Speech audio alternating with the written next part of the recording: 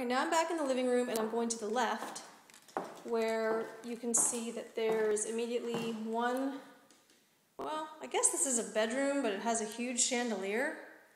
So perhaps they used it as a dining room because you can see how it has a chair rail and it's got crown molding. It's got a window to the side of the house, window to the front. It has a closet, so I think it was meant to be a bedroom, but I think they used it as a dining room. Okay, and then you go around here to this room, which is also a bedroom.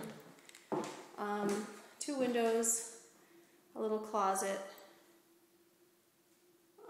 wood floors, crown molding. And then you also go to this first floor bath, which is kind of cool. It's got black and gray and white. It's got that neat old black tile.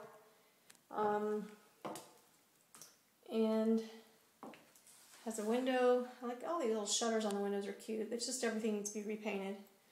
So this isn't bad, I mean, considering that it's dated, but it's not a horrible color like some of the others we've seen.